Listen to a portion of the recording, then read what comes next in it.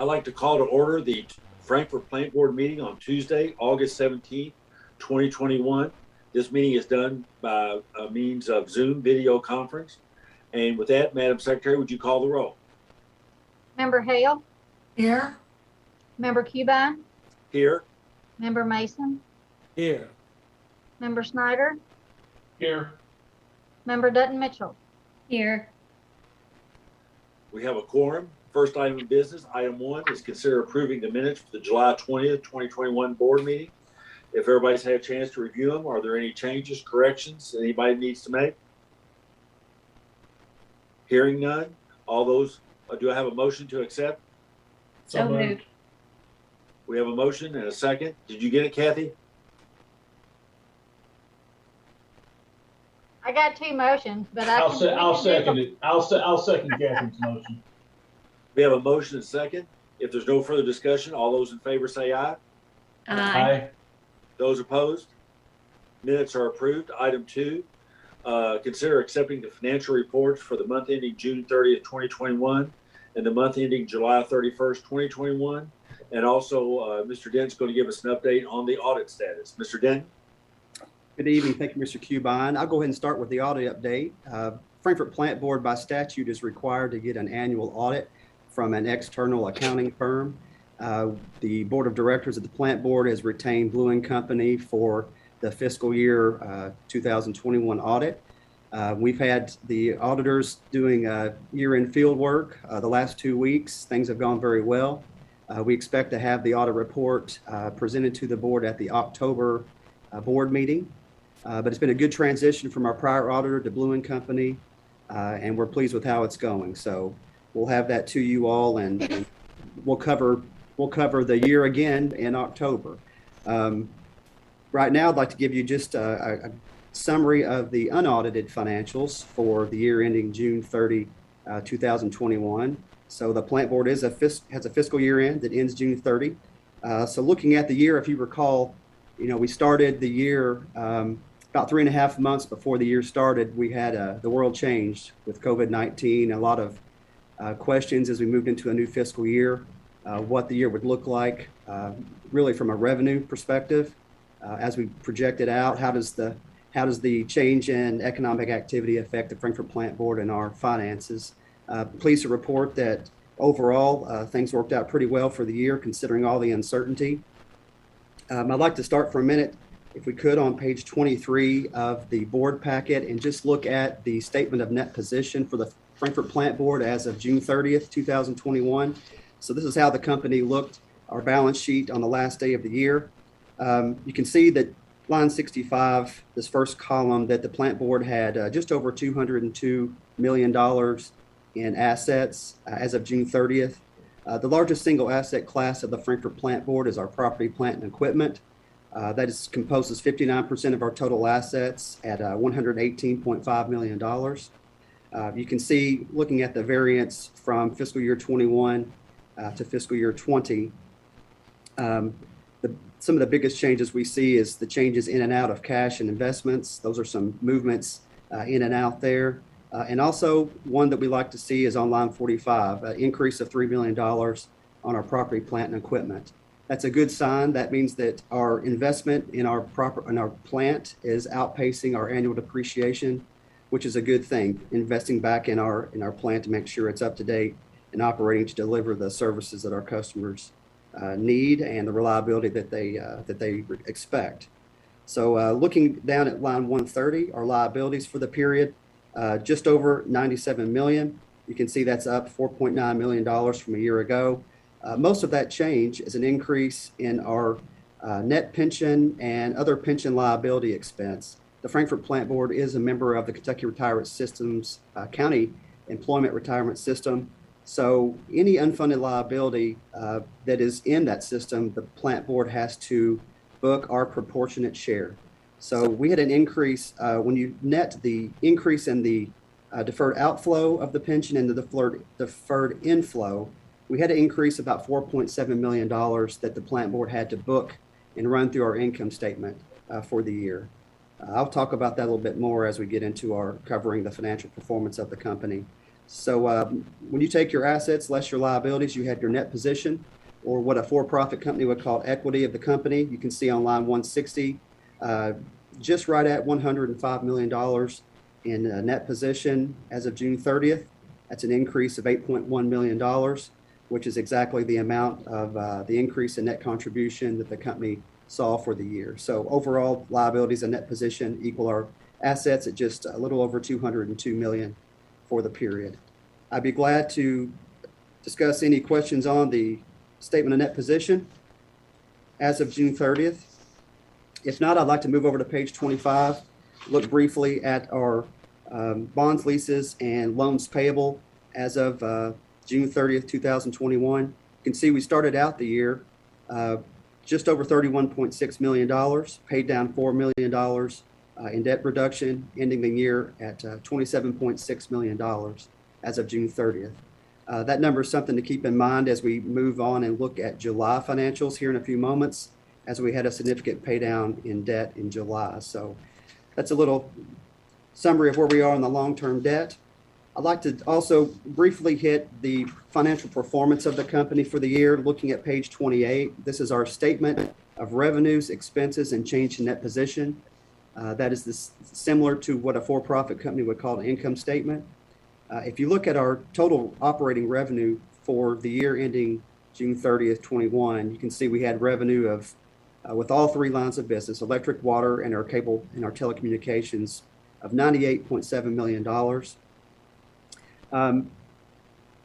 When you look at the composition of that revenue, we were down in our electric and water revenue. We have not had a change in our electric rates since July of 2017 and haven't had a change in our water rates since August of 2018. So any changes in revenue in electric and water divisions is related to our customer usage. So the changes that we see year over year have been a change in customer usage, with usage down on both of those divisions. Telecom, happy to report that we were up $876,000 gross revenue for the year, and that's been led primarily by a $1.2 million increase in internet sales for the period. I think we had an increase of 573 internet customers during the year. As you can, we transitioned, and the world transitioned from working in the office, moving to a work from home situation. So we had a lot of customers that were reaching out to us to increase speeds. So we had incremental increases in revenue from speed changes of our existing customers. Also a lot of new customers taking our service as they move to a work from home strategy. So that was beneficial to the company as we move throughout the year. If you look at the total operating and general and admin expenses for the year, we actually had a decrease of 0.2% from a prior year. So if we have holding steady and doing all right with revenue, and we had an actual decrease in operating expenses for the period, you can see up there on line 360, we had a net contribution of just over $8.1 million for the year. I mentioned earlier the unfunded liability adjustment. We have to run, if we're going to increase the liability, then we have to run the offsetting entry through our income statement. So our net pension expense increased $4.7 million due to that unfunded liability adjustment. Had we not had that adjustment, we would have been definitely above our budgeted net contribution for the year. But overall, that is a non-cash entry, and overall, considering how we walked into the year, very pleased with the way things turned out. We also have all of our regular financials, check register, and all of our activity for all bank accounts for the company for that fiscal year. I'd be glad to answer any questions you may have on how we finished fiscal year 21. I think it'd be nice, David, just to point out one thing you said early on, is our electric rates are the same as they were in 2016. So our rates are the same for electric as they were in 2016, and water's the same as 18, right? Yeah, July 17 on electric and August of 18 on water. Yes, sir. Yeah. So any changes there were completely usage driven. Yeah. So pleased how that is. And once again, we'll come back and cover this fiscal year as we go over the audit with our external auditor, Blue & Company, in October. Briefly, I'd like to hit and look at financials for our first month of fiscal year 20. David, before you do it, let me just ask, does anybody have any questions of David for the year ending June 30, 2021, before he goes into the first month of the new year. Okay. Sorry to interrupt you, David. I just wanted to see if we had any questions on the year. So go on. Yeah, no problem at all. I'll be very brief with this 1 month. This is July 2021, first month of our new fiscal year 22. Biggest thing I'd like to point out, you'll see on page 97, that's our net statement of net position as of July 31st. We had a significant decrease in our long-term debt. The plant board paid down $18.4 million in debt during July. That was paying off or defeasing our Series 2015 A bonds that were used to construct this administration building. And we paid off 2 KIA notes that were used for significant water division capital improvements over the years. So that was a significant reduction in our balance sheet and also reduction in cash to pay those down. Financial performance wise for the first month of the year, we look a lot like we did in July of 2020. So that's the largest change in July was that debt pay down, and I'd be glad to answer any questions on how we're starting the year out or anything else you'd like to discuss financially. One thing I might ask Dave, with those notes, of course, with our notes paid off, the ones we paid off, how much does our debt payments go down this year compared to last year, operating dollars wise? You know, when you look at the amount of principal that we had to pay off, it is about $2 million a year that we save by paying those off. So Okay. that money will be used to reinvest back into the plant with Right. the significant amount of capital investment we have planned with capital projects. Right. Does anybody have any questions, David, for July of 2021? I have just a general question on the checklist, and it's probably a stupid question. I should already know, I guess. But what are all the refunds checks? Are those overpayments by customers? So usually, whenever a customer closes their account, whether they are transferring to a new usually whenever they close their account, whether they're moving to a new town or whatever the circumstances, we will give them a refund of anything outstanding on their account and a refund of their deposit. So that's Okay. usually a refund of customer deposits is what you're seeing on those. Okay. When the money goes in, David, when someone opens up a new account and they have to put a deposit on, is that money just put in the general operating? We do deposit it in our general checking account, but it is booked on our financials as a liability. Customer Okay. deposits that we track that and keep it as a liability because we will have to pay that back out when the customer leaves in service. We also are required to pay interest on those deposits that is set each January, and PSC informs us of that rate each January. Okay. And Mr. Mason, since you were down there watching that house get moved from First Corinthians, I know for instance, the Franklin County Trust for Historic Preservation had to pay up front. Mhm. And they, of course, had to estimate how much that move would cost. And then afterwards, it was recalculated and there was a refund done. Oh, okay. Okay. That is a good point, Ms. Dutton Mitchell. Appreciate. Yeah, we will too. Contractors that might do some upfront payments with us for work that 2 people performed, contractors, there'll be a refund on those jobs as well. So, absolutely. Thanks. Any other questions for David? If not, do I have a motion to accept the June 30th, 2021 financials and the month ending July 31st, 2021 financials? So moved. Second. We have a motion, a second. Any further discussion? If not, all those in favor say aye. Aye. Those opposed? Financials accepted. Thank you, sir. Thank you. Ms. Poe, I think you said we don't have anybody signed up for public comment?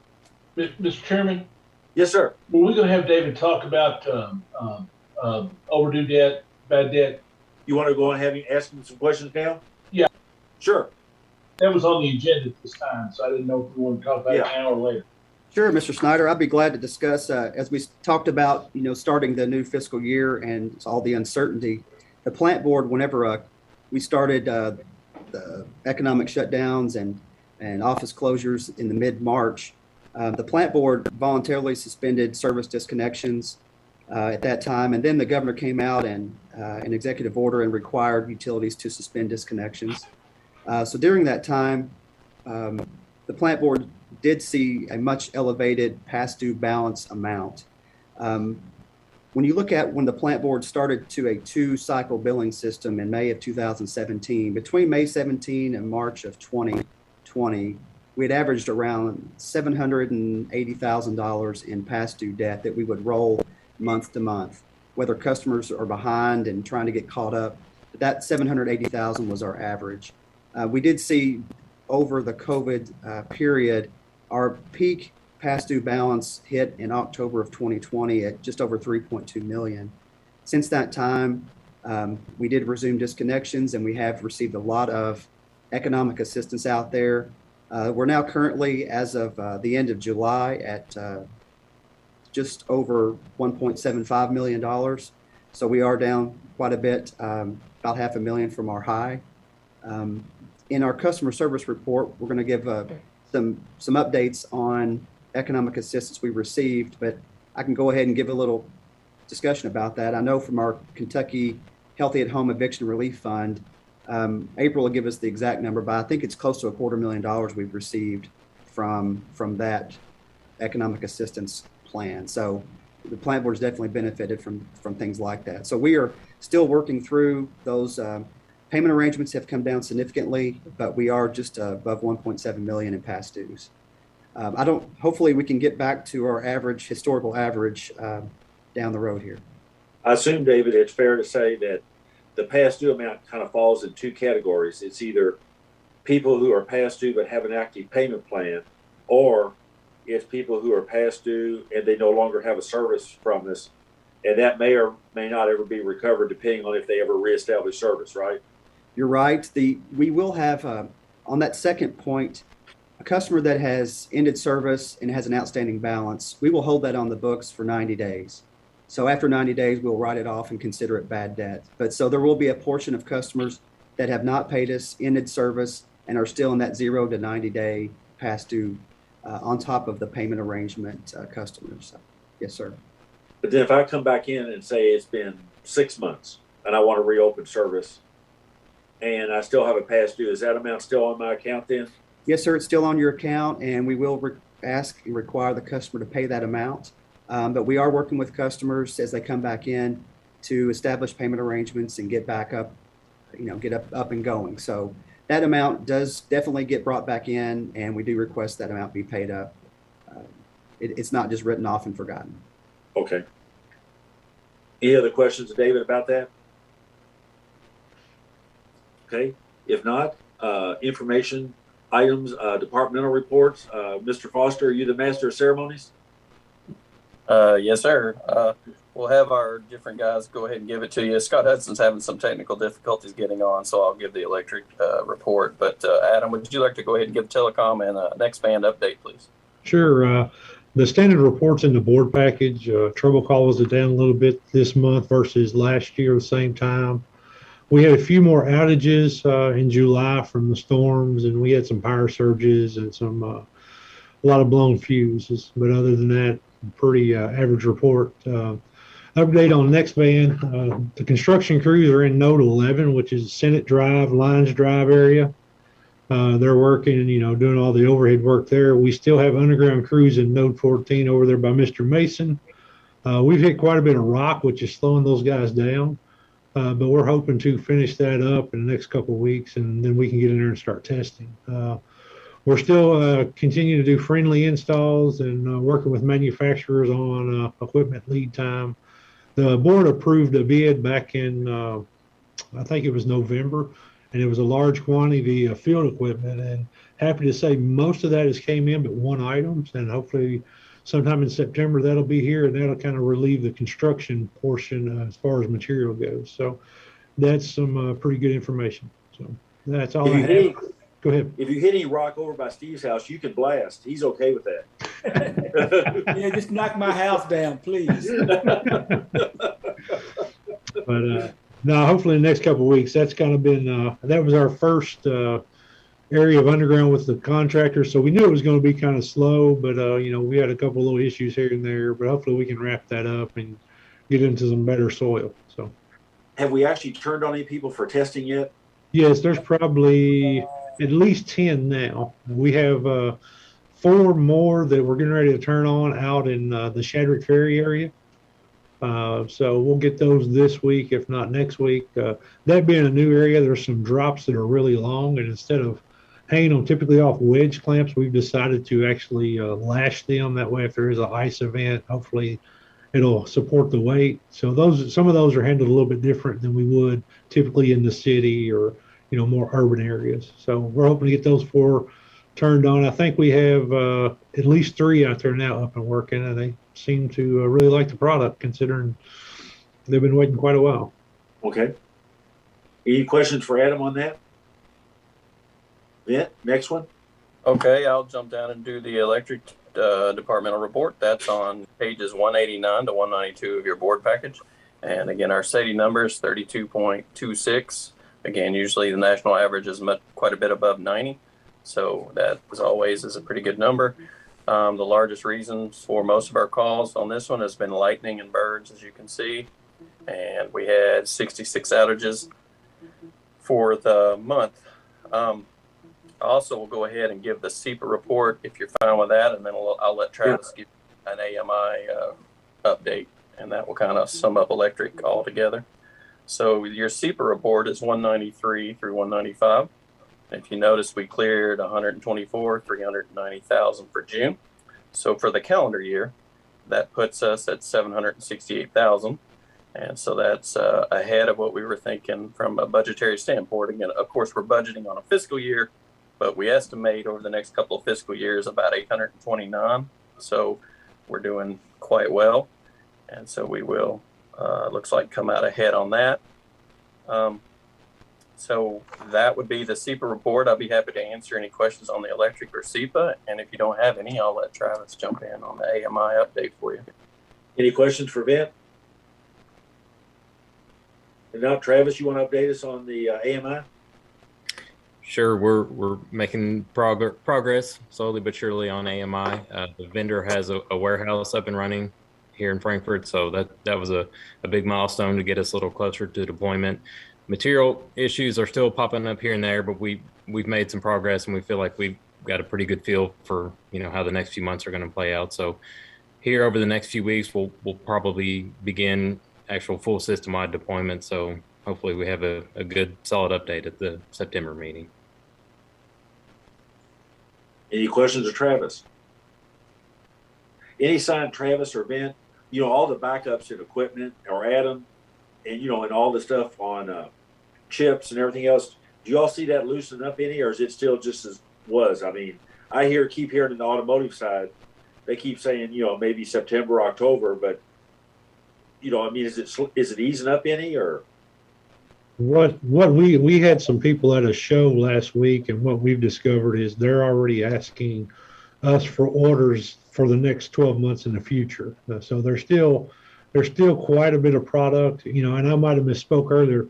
We're getting some outside plant materials, but still on the consumer side, what goes in the houses, we're still seeing significant delays. And I mean, we have some product that we can't even get lead times on.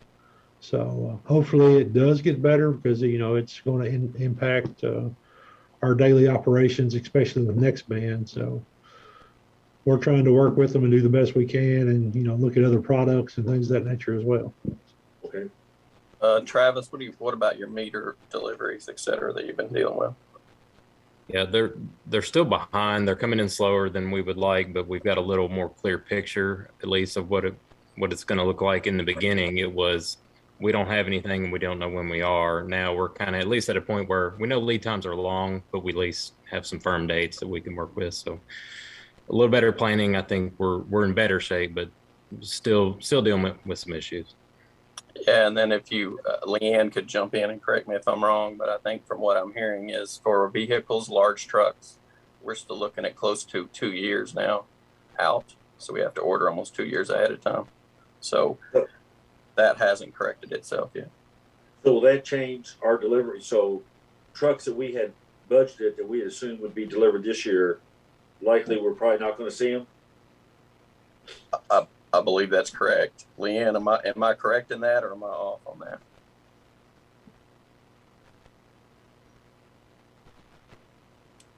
I was talking to the garage the other day, and that's what they were telling me was we were looking at close to a 2-year delay. So we'll just put more miles on the trucks we have. Yes, we'll have to. Yeah. We may have to come back to the board depending on how that works out, and when we get it some exact dates, we may have to actually come and place orders a year and a half or so ahead of time into another budget year that you technically aren't in. But we would, if we do that, we'll come to the board on that, of course. Okay. Then, I'm sorry, I just now got in, but yes, that is correct. On the larger trucks, it could be up to 2 years.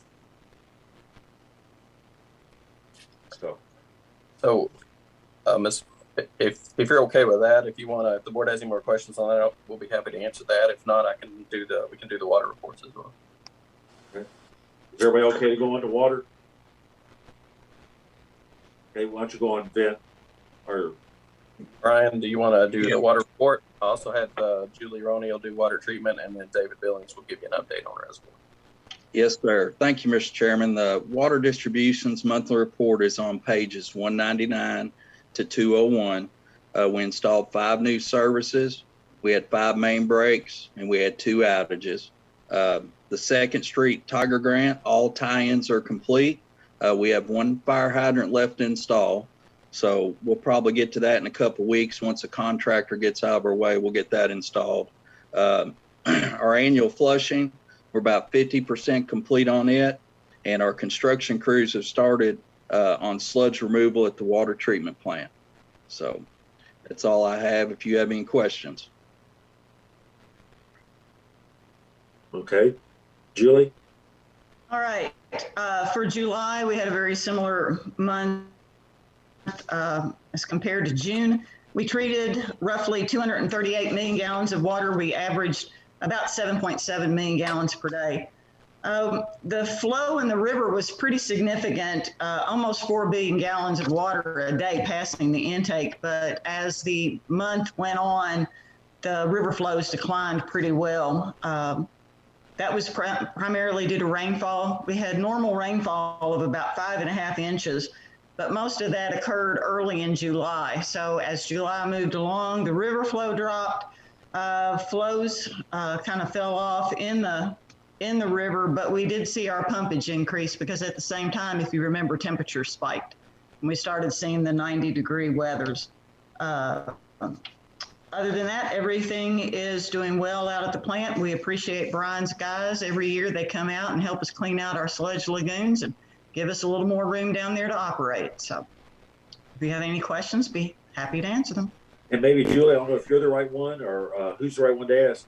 With us operating with just 1 reservoir, 1 tank, is all that going smoothly? Yes, on our end it is. In a way, we're a little grateful for the lower demand out in the system right now. We haven't had to work a lot of overtime, and we've got a real good pattern and working relationship with the distribution guys on the tanks. And so far, knock on wood, we're doing well. Okay. So now I'll give a reservoir construction update. We had just a week ago today, we had our 3rd progress meeting. We've received our 3rd pay request. We're working on reviewing some of the pay estimate quantities. As most of you know, the base slab was poured on the morning of July the 29th. That went really well. If you've been by the site lately, you'll notice the direction of the work platforms is ongoing. Upcoming work will be the tank wall construction. Contractor indicates he's still on schedule. I'll be happy to answer any questions. The base was all had to be a continuous pour? That's correct. Can they pour the walls and that in sections? Is it poured in sections or is that a continuous pour? The walls will be sprayed on. Okay. The roof will be a pour, but the walls will be sprayed on. Okay. It's my understanding that the roof will also be a continuous pour. Okay. Mr. Chair, I'm sorry, Catherine.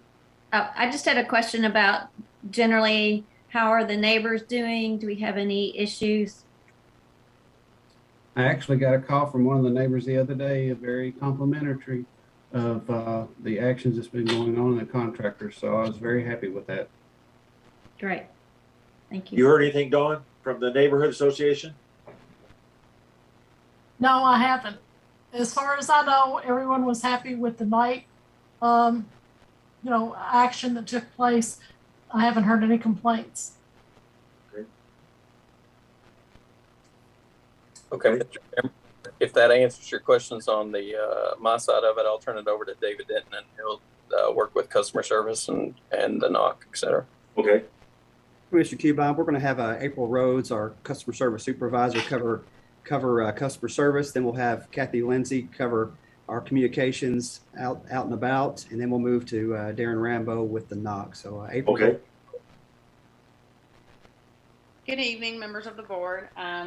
The customer service reports can be found on page 185 through 188. As David mentioned earlier, he was almost right on as to how much we had received from Healthy at Home. We're right now at about $227.5 thousand in assistance that we've received from that fund that's benefited 140 customers. So since last month, I think last month when Cassie had given you all the report, we were at about 120. So we've nearly doubled that Healthy at Home money, as well as helped almost twice as many customers.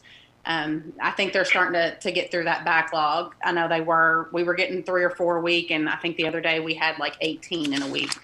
So it's definitely helping a lot of our customers. We also still have the people signing up for EBB, the emergency broadband benefit. Right now we're sitting at about 298 people who have applied. I think we got 222 in July, and then we had 76 that have signed up so far in August. So that's also a great benefit to our customers as well. If you have any questions about the reports, like I said, they do start on page 185, and I'd be happy to answer any of them. Did you see any kind of spike or surge in people once the kids went back into school? As far as people on the EBB program. Like I said, we had 222 in July. So we had, I think a lot of people probably were just waiting for us to get signed up. And so we had a mad rush then. I don't know that we've had quite a few over the last week or two, but we definitely had more in the month of July than we are trending in August. So we're about at 76 for August that have applied. Okay. Any questions for April? Okay, the next one. Are we going to talk about? Okay, Kathy. Hi. Hi.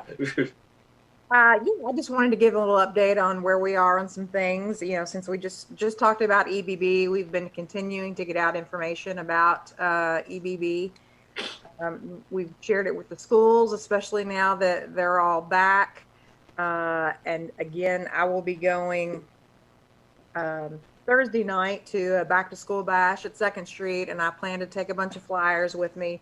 But then we've done it. We handed out flyers along with water bottles at National Night Out a couple of weeks ago. And then we'll be at the downtown concert next Friday, handing out water bottles and hand sanitizer. And I will also have some flyers with me that night as well, so that, we're just getting those in the hands of as many people as we can who may not have heard about it. But if you're watching, you don't know what EBB is, it's the emergency broadband benefits, and you have the chance to qualify for $50 off of your internet bill, courtesy of the federal government, if you meet certain requirements. And if you want more information about it, you can go to fpb.cc/EBB.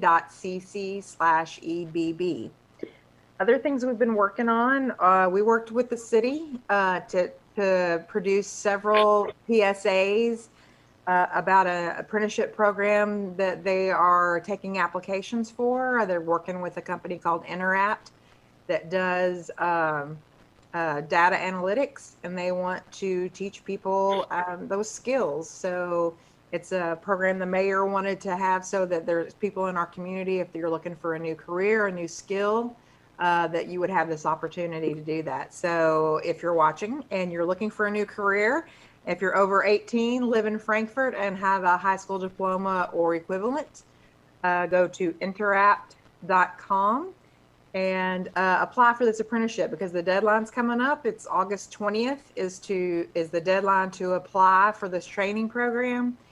And once you go through the training program, there are some participants who will move on to paid apprenticeships. So that's exciting. And we were happy to work with the city on that and help them promote that. And we have commercials. We did commercials that are on television and on social media, and they put them on their website. So I feel like we did a good job in helping them promote that, because I've talked to Penny Peevler yesterday, and she said that they've had a good response to that. So another thing that we're working on with the city is they're interested in doing a program for the 20th anniversary of 9/11. So we are working with Penny on putting together a program that will pre-record with some interviews from some local people, and also from a retired firefighter in New York who was on the scene that day at the World Trade Center. And so we'll be pre-recording that and airing a small segment of it on around 10 on Friday, September 10th, and then we'll run the show on Saturday, September 11th, and probably multiple times over the weekend. So again, that's another project with the city that we're glad we could be a part of, because we think it's really important that we have local content, and then especially because it's the 20th anniversary of 9/11. We have our game of the week coming up. We have live sports again. The schools are back in, they're playing sports, and people are going to get to come and all of that stuff so far, knock on wood. And our Cable 10 crew has been working really hard to get schedules figured out and what the games they're going to be able to cover and all that. So the first game is this Friday, and it's Paris at Frankfurt High School, and that'll be at 7:30. Again, we've been working with all the different departments on promoting AMI, getting ready for next band, and we're just excited to be a part of everything. Yeah. And I'll take questions if anybody has any. Anybody have any questions for Kathy? I don't have any questions, but I'm going to add on the Interact opportunity. Not only does the city have a grant, but the Frankfurt Independent School Education Foundation also has a similar grant specifically for Frankfurt High graduates. So there's a couple different ways to qualify for that program and that training. There are 6 or 7 position slots that are set aside specifically for Frankfurt High graduates. Any other questions for Kathy? And next, what is the Darren Rambo, the NOC? Yeah, good evening. Network Operations Center, everything's going well. No complaints there at all.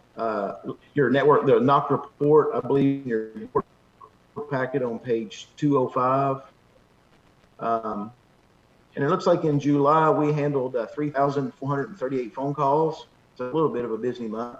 And did just shy of, 627 locates. And for the year, we're at 4,960 across the 3 utilities, 14,888. So the locating business is busy as usual. Some good news on that front. We have our new locator, or a new locator, starting, I believe, on the 30th of this month. So I hope there's some light at the end of the tunnel, and maybe we get them in and trained up and turned loose. Then we can get our third person hired, and trained. Did you have pretty good luck? Did you have pretty good luck, Darren, getting people to apply for that? Not really. Quite honestly, no. It's such a specific field, and the positions do require some experience, so it's very hard. We had quite a few applicants, but very few that were actually met the minimum qualifications. And then the problem we have is when we find applicants or we have people that apply, we can't compete with the private sector to get them here. It's just, there's a lot of built-in overtime there. Those guys work 60 hours a week. And even though the hourly rate is probably competitive, all that built-in overtime, and it's a lot of younger folks, so they don't mind working it. So it's a big it's a big hit. And, you know, the gentleman we hired has quite a bit of experience. I'm thinking like 10 or 15 years experience. So quite a bit of experience, was a supervisor, but took a tremendous pay cut to come here just for the, I think the long-term, he saw the long-term benefits and the stability, but it was a pretty significant pay cut. So that's going to be the uphill battle, you know, moving forward. It's just finding the right person. Okay. You got that on the list, Michelle? Yes, sir. Okay. Anybody have any questions on any of the departmental reports? If not, we'll move on to action items. Number 5.1, consider approval of income qualifying weatherization project agreement. This is what we talked about during the budget process, that we would turn over our energy audits and the related work, and that work over to Bluegrass Community Action, since they already have a state agreement to do that work, and let them handle that for us. Travis, you want to update us? Yes, thank you, Mr. Chairman. I think you kind of covered the gist of it there at the June board meeting. The board requested staff to work with Bluegrass Community Action to create an income qualifying weatherization project. So under the agreement presented this evening, Bluegrass Community Action will perform up to 25 home energy audits for FPB, and they'll also manage the applicant qualification and home improvement process. The average cost per dwelling for improvements will not exceed $2,000. So again, staff's prepared the attached agreement to share with Bluegrass Community Action Partnership if it meets the board's approval. You feel pretty good about the agreement, Travis? I do. I think it's definitely improvement moving forward from where we were just doing the audits before. Now we're actually, going to be able to offer the customers actual real measurable improvements to their homes. So Hans has reviewed it thoroughly. I think Hans has given us all good on it. So feel pretty good about it. And does the agreement include the tracking and reporting that the board has been interested in, as far as feedback out to us in terms of what they're doing? Are people getting repairs, and are they benefiting from it? It does. In the contract, I think it's stated they'll provide quarterly updates or as requested by the board. Okay. So we'll be getting those regular updates, or more frequently if needed. Okay. Anybody have any questions about the agreement for Travis? Okay. If not, do we have a motion? So moved. Do we have a second? Second. We have a motion second. Any further discussion? If not, all those in favor say aye. Aye. Those opposed? Contract's approved. Thanks, Travis. Thank you.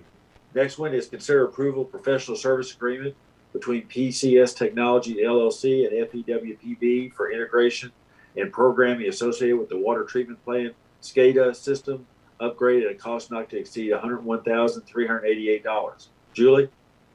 Yes, sir. Thank you.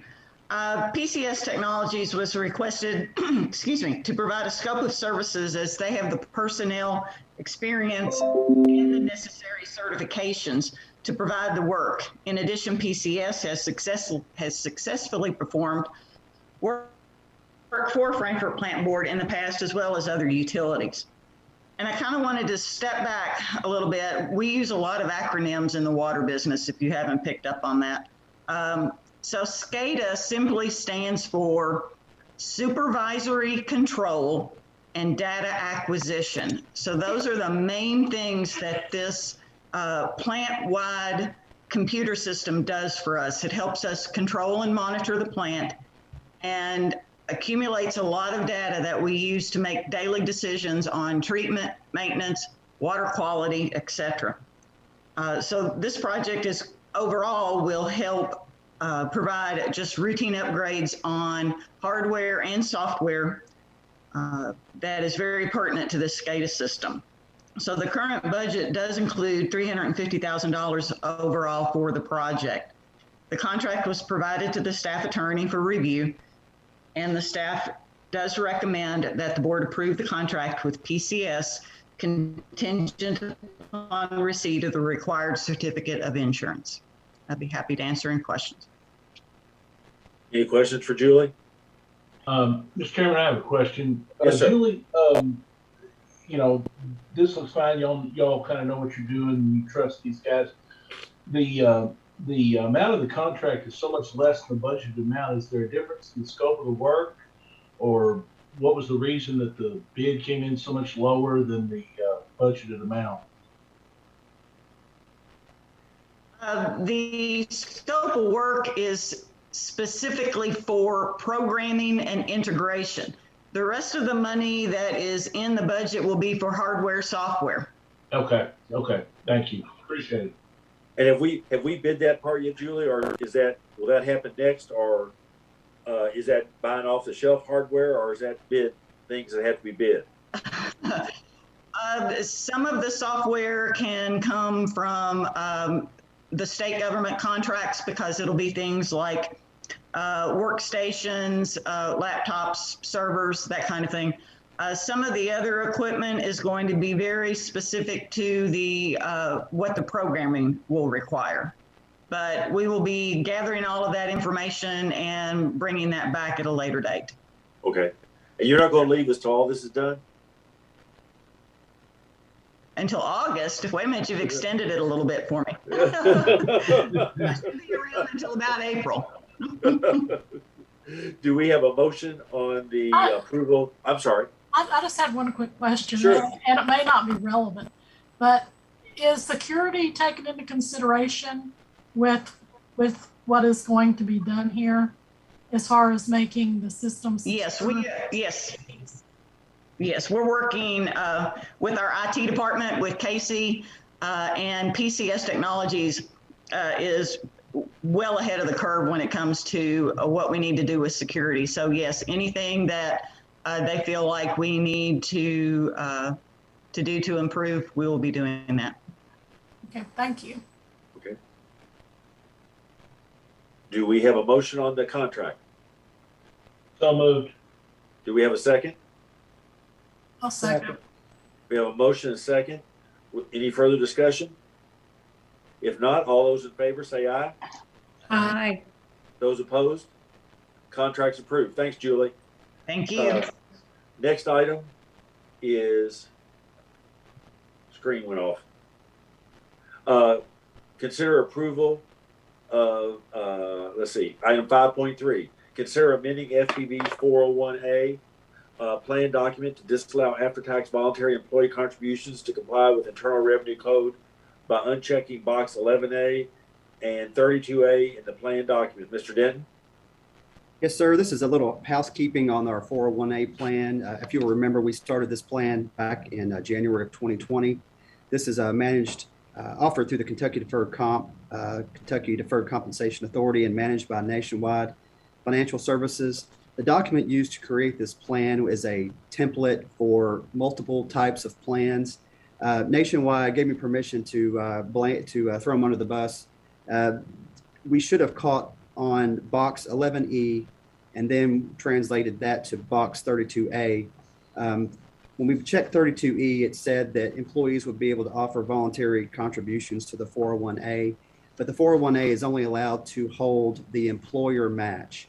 So this is just getting this correct to make sure the 401A is properly set up and the plan document's correct. So nothing will change. We've not had any issues with the plan. This is just getting our plan document correct with those two changes and shouldn't have any other issues. Okay. And I misstated. I said 11A. It's 11E. Sorry. Yes, sir. 11E and 32A. Those will be the only unboxed, unchecked boxes that will make it all right. Any questions, David, on this? Mr. Chairman, I have a question. So, David, this essentially will be a pre-tax. It's like deferred comp with the state. It's pre-tax. It's pre-tax deferral from contribution from the employee, correct? Yes, sir. This will allow. It's only available to our Tier 3 CERS Tier 3 employees to encourage them and allow them to have more retirement savings. And then FPB is the matching on that. The employer match from FPB is what will actually go in the 401A. The employee portion goes into either a 457 or a 401K. Right. One other question. I remember when we talked about this. Have we seen an increase in participation in this since we've started to offer it, or is the number of folks that are getting into it still pretty much the same? I have not noticed and Michelle, correct me if I'm wrong, I've not seen a large increase. Of course, most of the new employees that we hire will be Tier 3 employees. I think we had estimated by 2025, we'll have more Tier 3 employees at FPB than Tier 1 or 2. I know that we are making an effort when new employees come on to encourage that. And I will say, I think we could probably do more to encourage employees to sign up from the start. Now, in state government, when they change the law in state government, when you get hired, you're automatically put in deferred comp, right? I'm not sure if you are or not. I'm not sure. I was if you thinking are or they not. changed the law and they have to go in with what, $5 a pay or $10 a pay, and then they can opt out if they want. Yeah, I think so. You know, of course, I'm Tier 1, so I really don't care. So. I didn't know if that applied to CERS or only to KERS. I'm not sure. I can find out then. Okay. Okay. On this one, do we have a motion? So moved. Do we have a second? Second. Okay, we have a motion and second. Any further discussion? If not, all those in favor say aye. Aye. Aye. Those opposed, no. Approved. Next one. Harvey, it wouldn't be a meeting without you, buddy. Consider approval of Disney Media and Entertainment Networks NCTC affiliation agreements. Harvey. Thank you, Mr. Chairman, members of the board. Cable Advisory Committee and staff recommend approval of the Disney Media and Entertainment Networks affiliation agreements. This is an NCTC agreement with a term retroactive to August 1st and goes through July 31st of 2025. It contains renewals of some pretty important networks on our cable lineup, including ESPN, ESPN2, ESPN Classic, ACC Network, SCC Network, Disney, Freeform, FX, FXX, and Nat Geo on Classic Cable, as well as Disney XD, Disney Junior, ESPNU, ESPN News, FXM, and Nat Geo Wild on Preferred Cable. It also renews our rights to ABC Broadcast VOD and ESPN3. There are no additional launches required through the term of the agreement, but there is some added flexibility, which is that it allows for FPB to remove ESPN Classic from the channel lineup and save the associated license fees. Staff intends to remove the channel at the end of December, and we'll communicate that to customers in the coming months.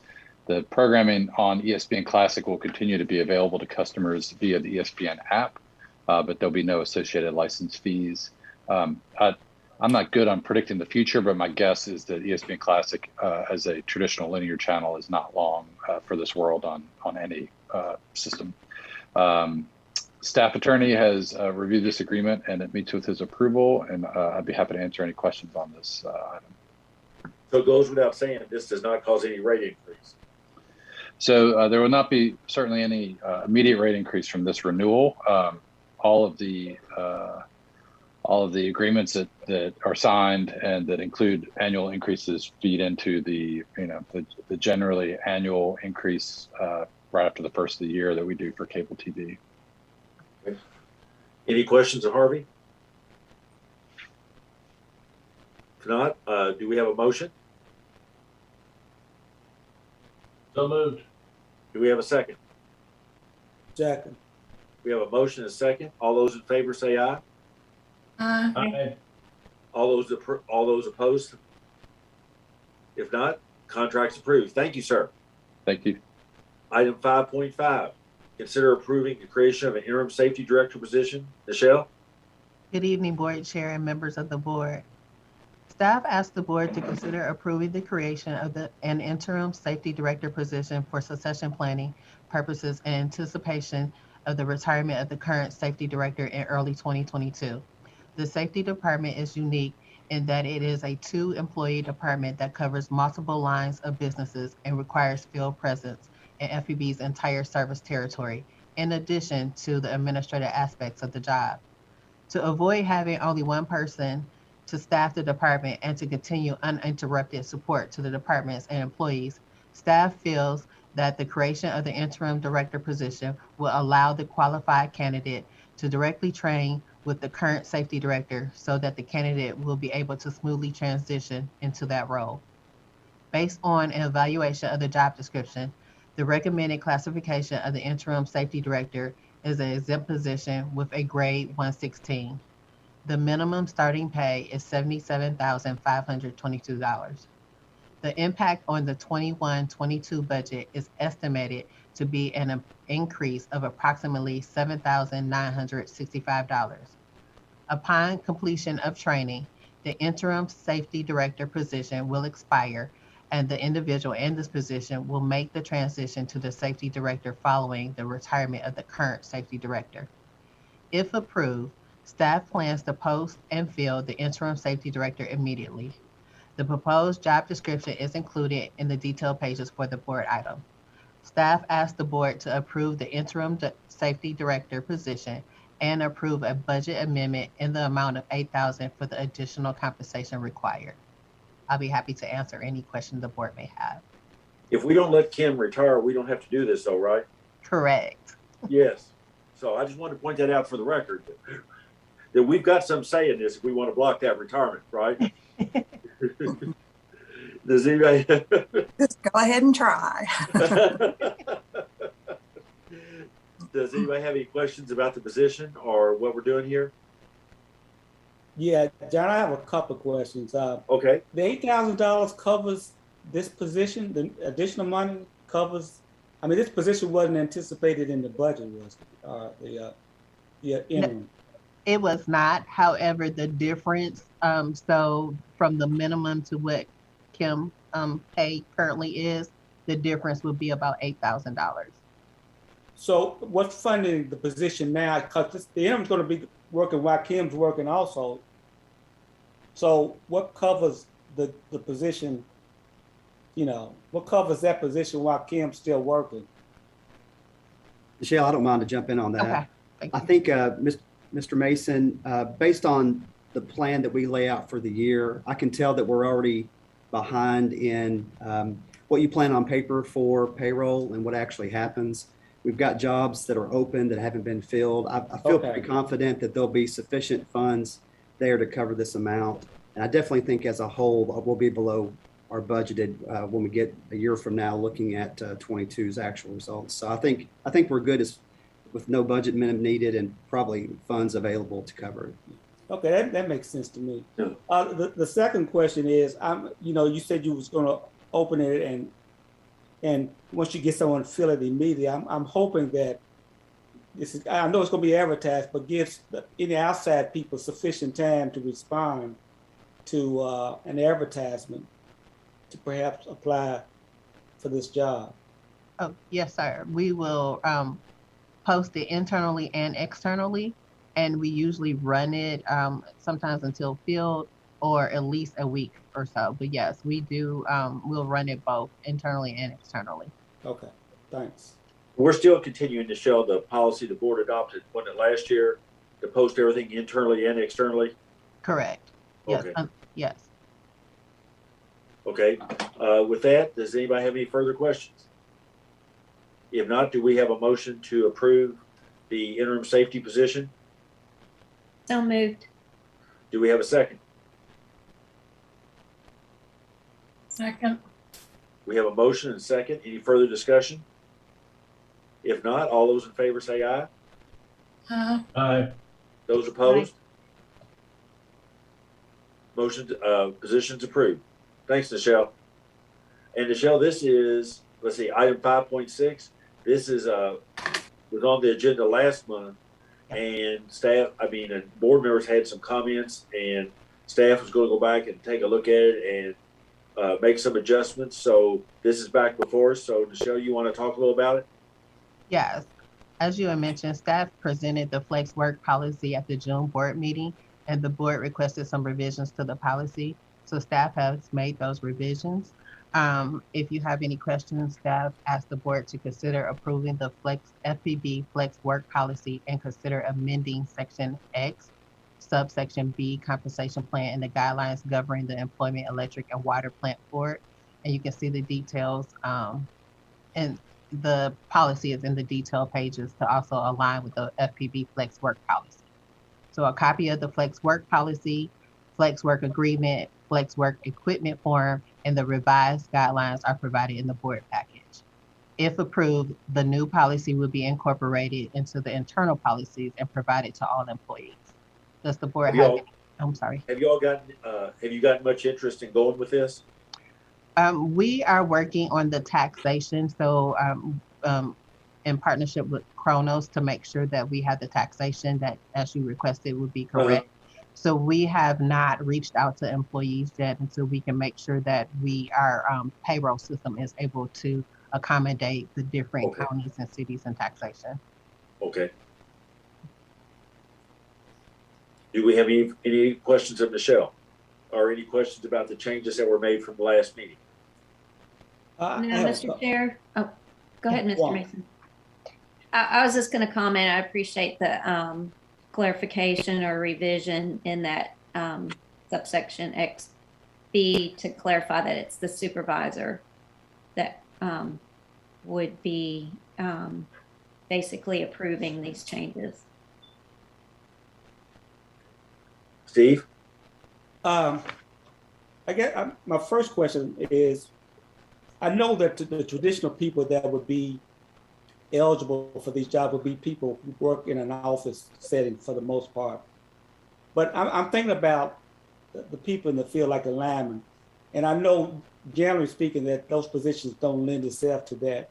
But I'm thinking of the scenario where a lineman perhaps is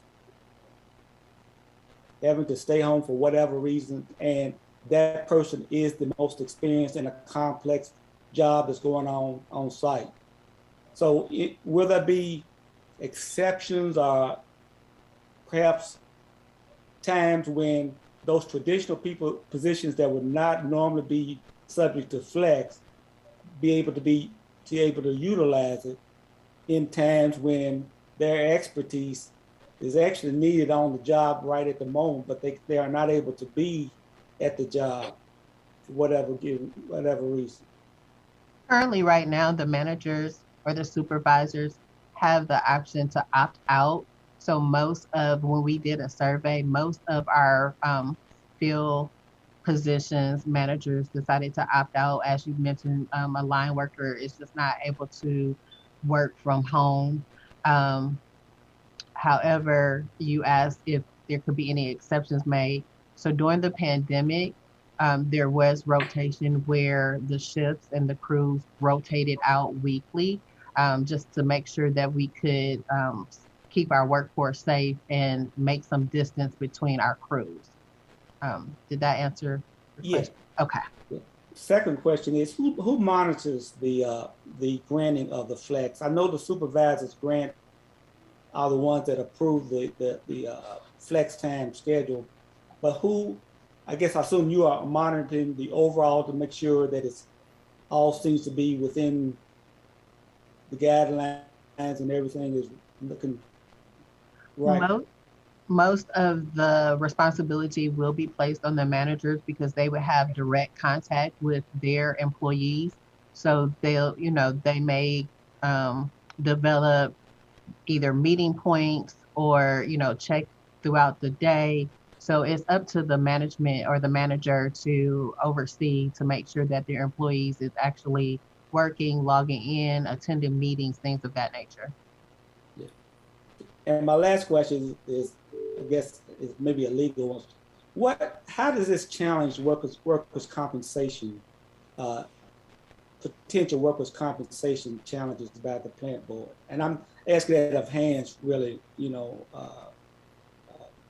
more, because someone is at home and if they have a workers' compensation issue, a workers' comp issue, and you wanted to challenge it, it's easy to challenge it as an employer inside when they're working at the work site versus working. And I think I'm asking that right. Correct me if I'm wrong. I'm not sure. I think I understand your hypothetical. Something like what could come up today with somebody maybe injures their back working in the yard and then comes to work and says, "Oh, I didn't say it wasn't legitimate, but you could go there. Hurt my back at work." That could always happen. I know Kim had talked to some folks at Kimi and said that they have a good bit of their workforce at home, and it really hasn't been a hasn't been too much of an issue with Kimi, with actual workers' comp carrier. So I think I think it's pretty, it would be defended just like any other workers' comp case. You'd see, is it related to the workplace and so on, and what were they, if the person's out cutting their grass during the workday, it's probably not going to be work related, not going to be compensable. But I'll let Kim jump in there. I see her down there in the bottom corner of the screen. See what she has to add. Really, I just have the same. I did talk to Kimi. They have people working from home.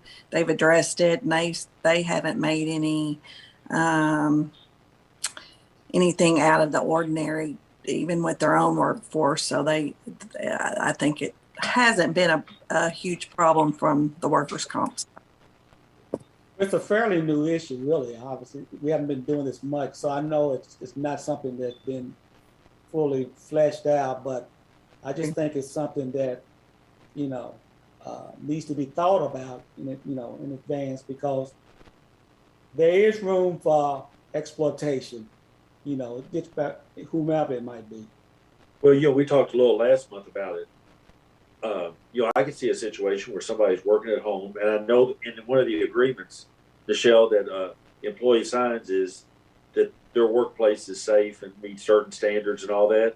But a person can get up and say, I got up and I tripped over an extension cord in my, where my computer and everything's set up. And because they had an extension cord across the middle of the office, are we liable for that, or are they? If if it had been at work, we would have made sure there wasn't a cord there in the hallway or whatever. They're going to be responsible to make sure their workplace is safe to do the work, won't they?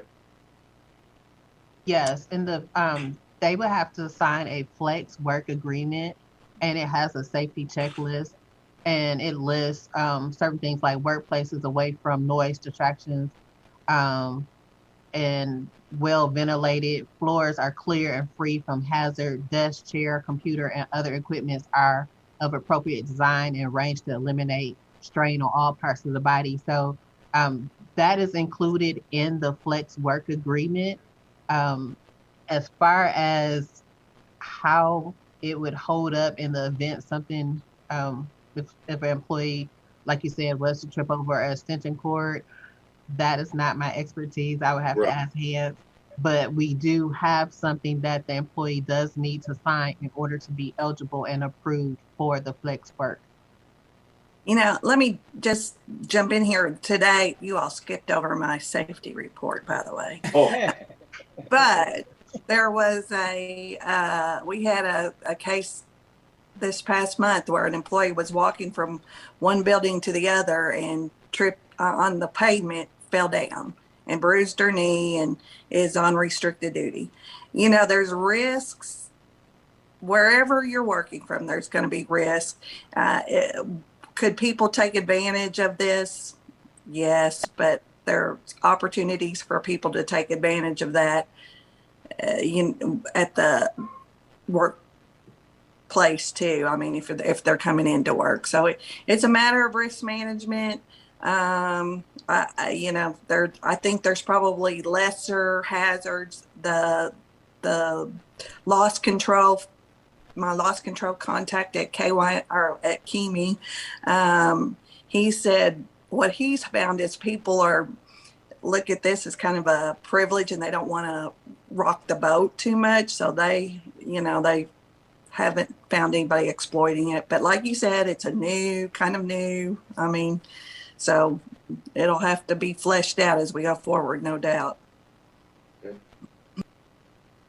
Any other questions of Michelle or anything else in regard to adopting the policy? I just have a comment. I just want to thank Michelle for the changes that were made. I think it's a much better policy now than it was before, so I appreciate the work that you all did on it. Okay. Do we have a motion? So moved. Do we have a second? Second. Not seeing any further discussion. Everybody in favor say aye. Aye. Those opposed? Adopted. And if I could digress for a minute, Kim, I want to apologize to you. And could you give us a quick update on safety? Oh, no, now I skipped over my page.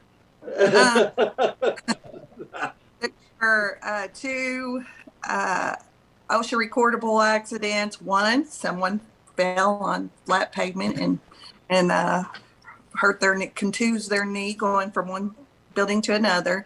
The other one, a stockroom employee was pulling or pushing a reel of cable and had a muscle strain there. We had two relatively minor vehicle accidents. One meter reading truck slid into a pole, and then the other one was minor too, but okay. I don't have the. But okay. No, so. Yeah. I apologize for skipping over you. That's okay. Don't have that many. Next item is 5.7. Consider approval of COVID-19 additional paid sick leave effective July 1st, 2021. Michelle? Yes. With the increase in the local COVID-19 cases, staff asked the board to reinstate additional paid sick leave with an effective date of July 1st, 2021. The APSL provides up to 80 hours of paid time off for employees' absence related to COVID-19. Employees requesting APSL for their own COVID-related health condition or requirement to quarantine receive 100% of their hourly pay. Because FPB is a municipal utility and part of the critical infrastructure, the general manager may deny requests for time off if it would compromise our ability to deliver essential services. If approved, eligible full-time employees will start with a new balance of 80 hours effective July 1st, 2021. Does the board have any questions? Any questions of Michelle? Okay, all those, do I have a motion? So moved. Do we have a second? Second. We have a motion and second. Any further discussion? If not, all those in favor say aye. Aye. Aye. Those opposed? Approved. Thanks, Michelle. Thank you. The next one is, this is a situation that all we need to do today, if the board concurs, is we've got several trademarks, our FPB logo, our Next Band, our Frankfurt on Tap, is to register those trademarks with the Secretary of State. And then Hans has a draft agreement for us to approve. And then if there's any agreements to review or adopt, that could be done at a future meeting. But the meeting today is do we want to proceed with registering those? And Hans has done some review on it and approved the agreement to allow, if someone wanted to use our logo for some purpose, for that to be brought to the board and us determine if in fact we want to approve it. So Hans or Kathy, you want to talk about it? Yes, sir. I'll give a little report. I had sent to the board on August the 9th some research I had done about trademarks, and we get rights in our various marks by the use of them alone. We don't have to have our marks registered with either the Secretary of State or the federal office. Our use constitutes ownership. And as Mr. Cubine mentioned, we have three marks: the FPB, the Frankfurt on Tap, and the Next Band. I thought of one more this afternoon with our former Lemon logos, the little stick figure with the lightning bolts for arms. I think that's maybe on some of the older letterhead floating around here. So I'd probably register that one too, and any marks that Harvey and Kathy can think of from the cable side of things. But the agreement is the draft agreement for the board's consideration is sort of several I've looked at from various cities and so forth that had licensed their marks, and some of the practice notes I reviewed to come up with that agreement. The blank exhibit in the back of it, I had one question this afternoon where it says Exhibit A, licensed marks. If the board approves the agreement, what the agreement will do there is, say if someone wants to license the FPB logo or the old stick figure logo, we would put pictures of those on the Exhibit A showing what marks are licensed.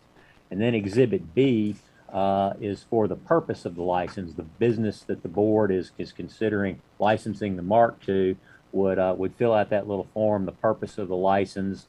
Here's the products that's going to be affixed to, and then at the bottom of that list, there are bottom of that Exhibit B are some various factors the board can consider in whether to grant a license or not. And you can change those factors as the board sees fit, depending on if you want me to edit those, add, take out, whatever the board's preference might be. So I'll let Kathy jump in there, but I think Mr. Keybine hit the nail on the head tonight. Basically, the only two things we need are to approve the use of the agreement as a template first, and then move to authorize staff to file any necessary paperwork with the Kentucky Secretary of State to register the marks. Had a question about that this afternoon. The Secretary of State takes about 5 to 10 business days for the registration, and it's $10 per mark. So we'd probably be looking at about $100 maybe to register all of our marks. So I'll let Kathy take it away. See if she's got any marketing creative stuff out there that needs to be trademarked here. I think you covered everything that we had talked about. We've got our next band, Frankfurt on Tap, the swirl, and the lemon. The stick figure guy. Okay, yeah. Very good. But no, I do really appreciate all the work that Hans has done on this, because I had looked into it when we did Frankfurt on Tap, and yeah, trademark law is just it's way over my head. So I appreciate all the work that Hans put into it, and I just wanted to say thanks.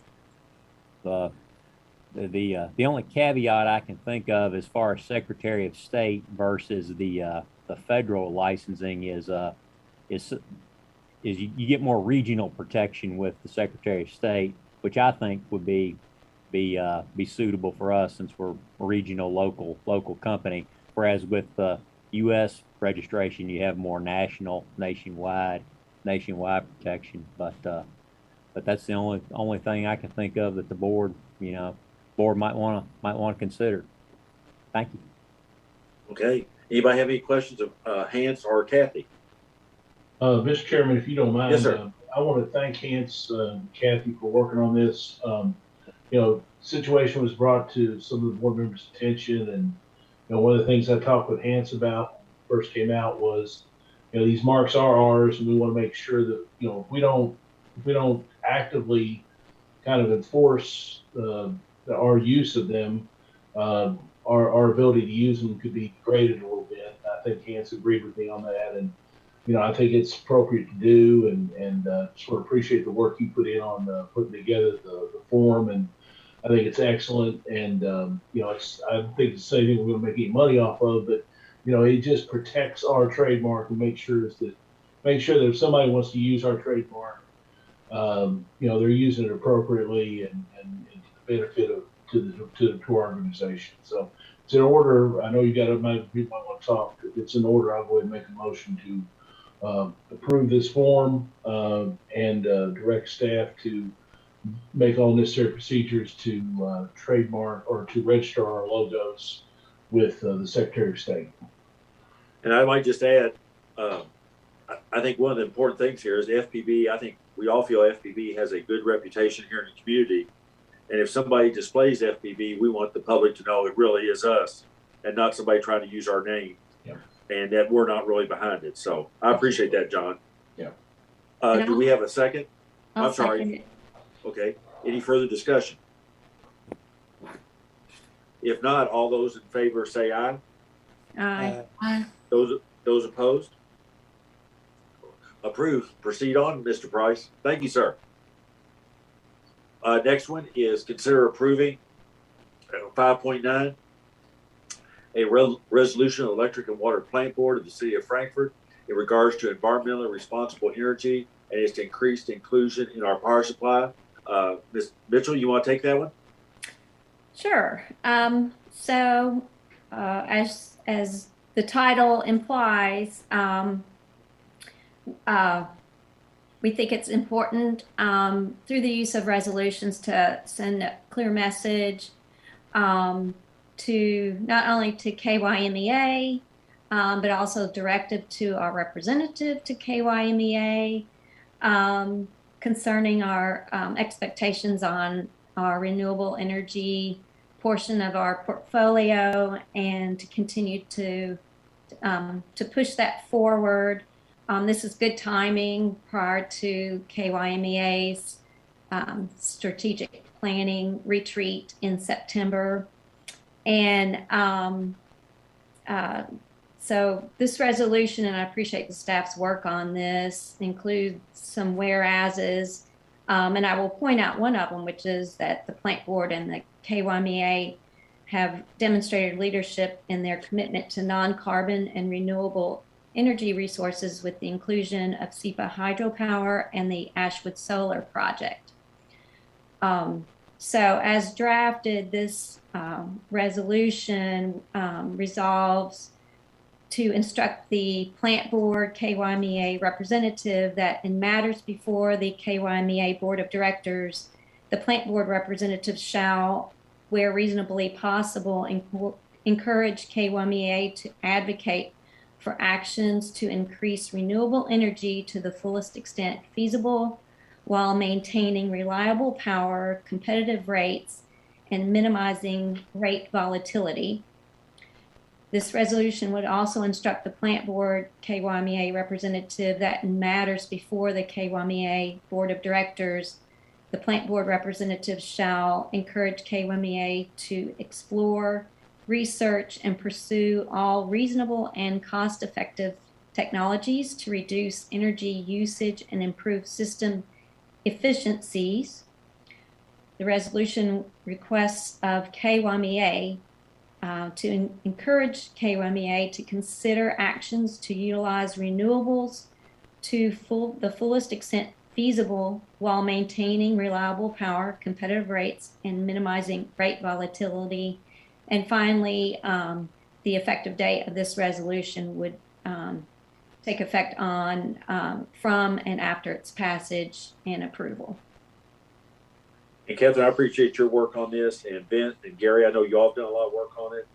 I think this is, from everything I understand, is consistent with where we're trying to get to, with what's already going on and where we want KEME to go in the future.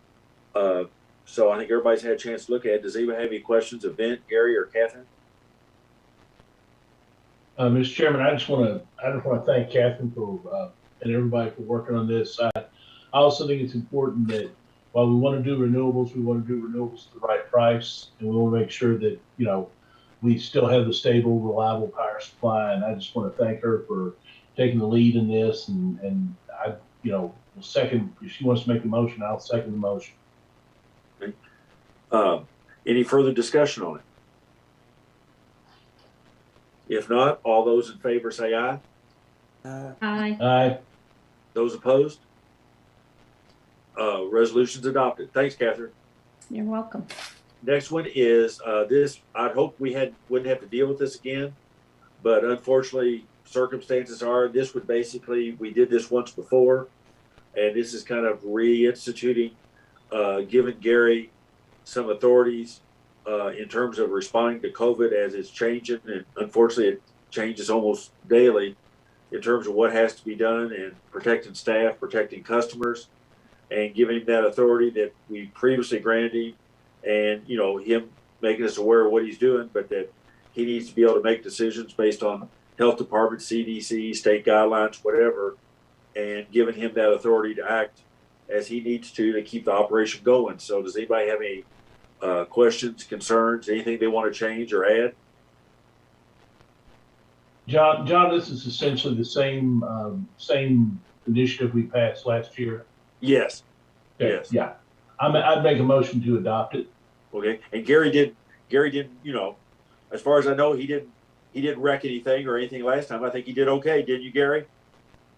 Yes, sir. I just want to make sure, let you know, before I jump in to make any decision deviate away from a current policy, I will make sure you know that first. This is just try to what I call emergency meeting if we have to. Currently, we are good shape. I mean, we do have some employees somehow direct or indirect affected by COVID-19 currently. And we work really hard to try to protect our employee, their safety and our customer safety. Just like we mentioned here, we start a separate cruise. We request indoor mask, right now for our building. And also we continue the drive-through for customer. And also our lobby is open, but based on the condition, if the customer can like a drive in, make a contact with us, then we try to resolve everything we can through the phone. And then if it's not, we have employee work out of the door to open the door for customer. So all the measurement we try to put in place is to try to say, what we can do, hoping a couple of weeks we have a better condition than today. What about in-home installations like on cable and so forth? We are doing similar. We still available. Adam can correct me. We are still available for customer if they choose on phone to try to resolve their technical issue. But I do want to be honest with you. Last year we tried, based on what I know, sometimes a customer is very frustrated and it is not a very effective try to help the customer. Adam, you can tell me. Yes. I mean, we're trying to, do our best, and we're trying to social distance. So if the customer don't have to be right there beside us, we're trying to practice social distancing, wearing gloves and masks and things of that nature. Okay. And then we're doing our pre-COVID screening as far as when we go to the house, making sure that, we kind of question the customer if, if they've been in contact or if they're positive or anything like that. Okay. Any other questions of Adam or Gary? If not, if everybody's okay, do we have a motion? So moved. Okay, do we have a second? Second. We have a motion second. Seeing no further discussion, all those in favor say aye. Aye. All those opposed? Gary, you've got it again. Thank you, sir. Thank you. Thank you. Item number 6, this was from last month. We held this over because Michelle had been asked to do this. And since she wasn't able to be with us last month, for her to be able to present it, she done work on it. So Michelle, you want to handle item 6.1? Yes. I need to share my screen. So David, I believe I need permission to share my screen. Go ahead and do that. Okay. All right. Give me a second. Can everyone see my screen? Yes. Okay, good. Okay. At April's board meeting, the board requested a report on staff recruitment efforts. So I have created a brief presentation to highlight staff current and future recruitment sources. So let me.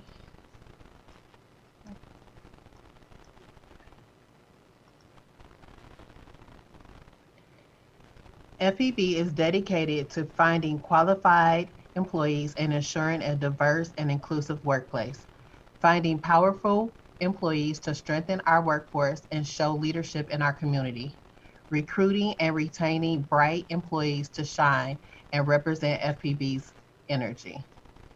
Staff goal is finding powerful and bright employees to shine at Frankfurt Plant Board.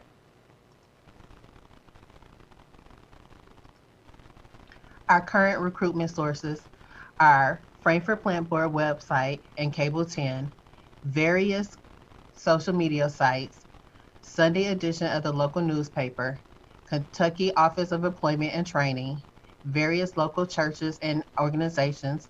So staff sends emails of our postings to the different churches and organizations, as well as we send emails to associations or posts on APPA and AWWA as examples. We also send postings and participate in Handshake for universities that are not limited or listed. The University of Kentucky, Kentucky State, University of Louisville. Some of our future recruitment sources is staff goal is to expand recruitment to fill available pools of talent by. Prior to the pandemic, staff attended universities, colleges, and job fairs. This allowed staff to personally interact with potential applicants and highlight that FPB is a great place to have a career. Staff plans to attend those events once normal in-person events resume. Expanding digital presence. In addition to advertising on FPB's job posting on FPB's website, staff will appear on FPB's Cable 10 to promote recruitment and highlight FPB is a welcoming and inclusive place to work. Analysis of job descriptions.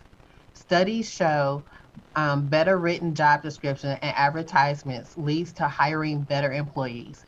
Using the correct language in our job descriptions can attract a broader range of applicants. Participate in additional HR recruitment training. Staff plans to enroll in SHRM Foundation Veterans at Work Certificate Program. The program offers a 10-hour free course with subject matter to equip recruiters with the knowledge and tools necessary to attract, hire, and retain both veterans and members of the military community. Offering a flex work schedule for eligible positions. The last year has highlighted the ability of some positions to perform work remotely. With tonight's approval of the flex work policy, FPB will offer a flex work schedule to support work-life balance.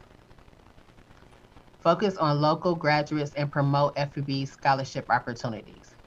Encourage local high school students and graduates that already have ties to the Frankfort community to attend Lyman School, and also to promote co-op opportunities for local universities and colleges.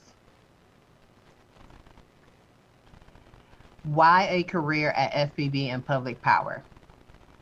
The city of Frankfort offers a lower cost of living with access to 3 major cities. So by working here at Frankfort Plant Board, you will have access to those local cities. FPB also offers a stable career. Competitive retirement plan offering a matching option for Kentucky Retirement Tier 3. Competitive wages and career opportunities, health benefits, tuition reimbursement, flexible work schedules, and 12.5 paid vacation, sick, and holidays.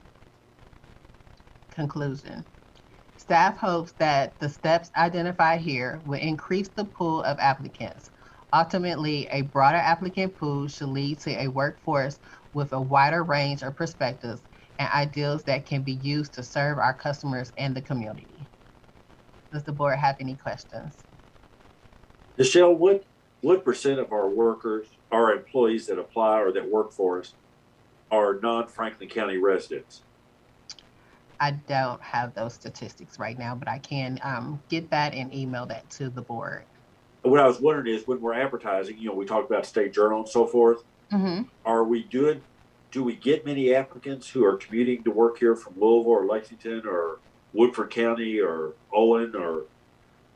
Well, I was just looking at we were talking, and I think you all do a great job in terms of the newspapers, all those type things. But do applicants that we're trying to reach, are they not seeing that because we're recruiting out of, say, Fayette County? I mean, do we need to expand advertising into those counties, or I just kind of wonder. As far as local papers, we only do that as needed, but we do place our job posting on Indeed, so that collects a broad range. Okay. Once again, depending on the position, we have advertised on LinkedIn. So we do advertise on sites that are global. But as far as the local newspapers, we may advertise in Lexington, Courier, I believe, and sometimes Louisville, but mainly the State Journal. Yeah, I mean, I just wondered. I don't even know how many people get look for job openings in the newspaper anymore compared to, like you said, Indeed or some of those others. I mean, all that's changed. I mean, so. We also plan, like I said, to increase our digital presence. So Channel 10, currently we advertise on Facebook. I would like to start advertising on Twitter and Instagram as well. Okay. What other questions do we have for Nichelle? Mr. Chair, yes. Nichelle, what's the acronym SHRM? Society for Human Resource Management, SHRM. So it is the society, it is the professional Society for Human Resource Management, like I can't think of the professional group for human resources. Mm-hmm. Mm-hmm. Well, and I like that bullet point, you know, to learn how everybody else is approaching expanding diversity through recruitment, and it's never good to try and reinvent the wheel, so I might as well learn through some training. So I assume that's what that was about, correct? Yes. Okay. And I agree with Mr. Cubine about thinking about expanding advertising. I do agree that probably, you know, online recruitment sites are the current thing. I'm also wondering about, I mean, we have the Great College on the Hill here, but there's other HBCs about expanding to those as well. So we currently use what is called Handshake, and that is what the colleges use. We post our positions on Handshake, and then the colleges, they do have to go out and approve the position for their students to see it.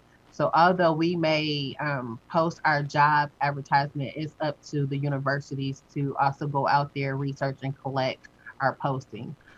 It could be different reasons why they may not offer the posting to their students, such as the years of experience, or just not a fit for that area. But we do utilize Handshake. Great.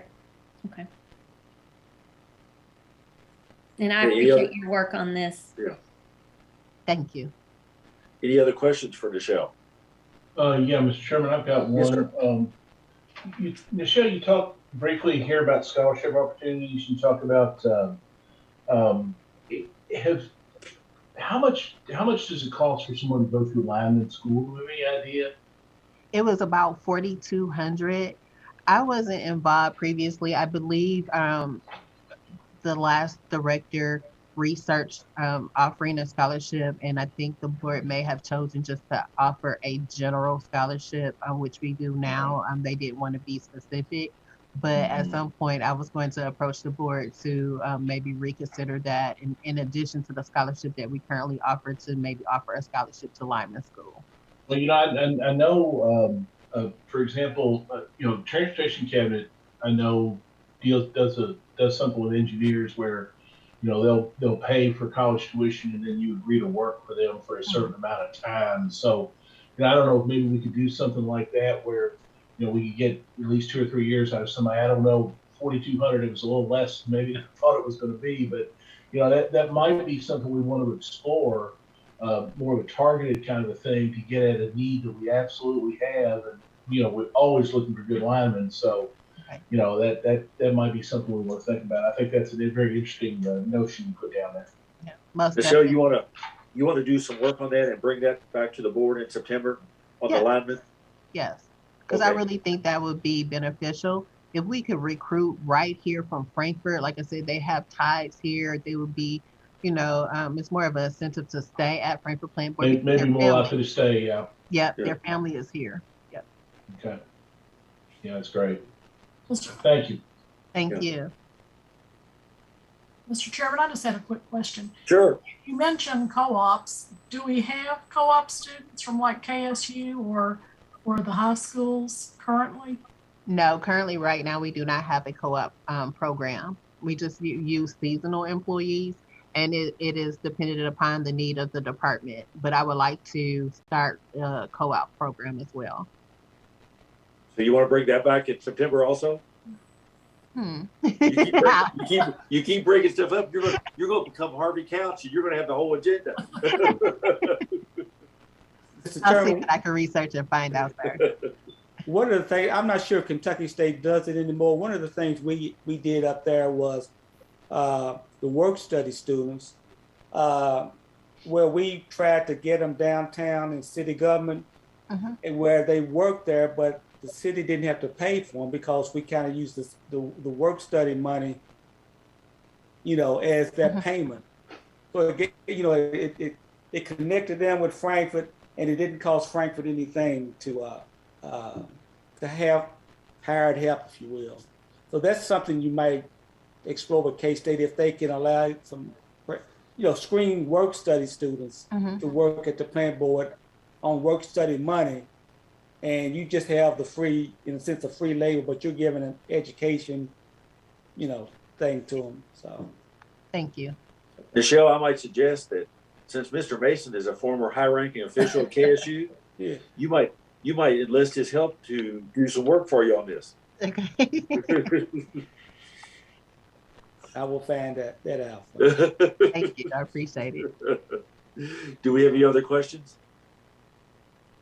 If not, we don't have to take any action on this. Michelle, thank you for your work on this, and we look forward to hearing from you in September. Okay, thank you. Okay, thank you. Next one is informational items. General Manager, do you have some items for us? I don't. I just want to have a perfect chance to reinstate the EBB program. I always wonder, there are many customers really don't know they are qualified. I just want to try to make it clear, all the parents who have children in Frankfurt Independent School, they are qualified. And also all the parents in all the elementary middle school of our Franklin County School District, they also qualify. So we currently only have less than 300 customers. The base, the customer really qualifies, is far bigger than that. Yes. I definitely understand that the customer individually choose to say, I'm qualified, but I'm not going to apply that. But I certainly like to encourage people to try it. It's a great benefit to our local. Yeah. Thank you. Yeah. We don't have it on here, but I think Hans, do we have any old or new business to address? I just had one thing. I just wanted to thank David Denton for the work he did with the city and county schools with the water fountains. He did great work on getting that done so quickly and efficiently, and just wanted to thank him for that. Mr. Denton does pretty good work, Thank you very much, Dale. Thank you. Next time it'd be a new item on Chairman, here. Mr. Chairman, Yes, sir. If you don't mind, if I can take just a minute or two, Sure. Just want to report back to the board. At your request, I attended the annual meeting of the Kentucky Municipal Utilities Association down at Lake Barkley, down at the 22nd or so of July, and it was very, very interesting. I sat in on the telecommunications committee with Adam Hellard and his crew and some of his crew, and I sat in as well on the board meeting as well. Heard from a gentleman with the American Public Power Association talking about some of the challenges facing some of the municipal utilities. I came away really impressed. Good. I really, this is a lot like working for the, this job these guys have is a lot like working for the legislature. It's kind of a niche job. Not everybody faces the same kind of challenges they do. And a lot of times the greatest benefit of a group like this is being able to just get together in a room and bounce ideas off one another. You know who to call if you're faced with a problem. We're unique in that we've got everything, water, cable, or water, telecom, and electric. There's a lot of folks there that are just water systems or just run electric or something like that. But I came away very impressed. I spoke with Annette at length. We're still going to have a kind of a meeting of the minds about how they do some of their legislative stuff and how they kind of communicate with us. I let her know some thoughts. We're going to talk some more in the future, and I just want to let you know that I came away very impressed by the folks there, and I thought it was a very, very good meeting. I just want to thank you for asking me to attend, and I just want to thanks for taking time out of your schedule to go too. Appreciate that. Hans, do you want to read the motion for us to go into closed session?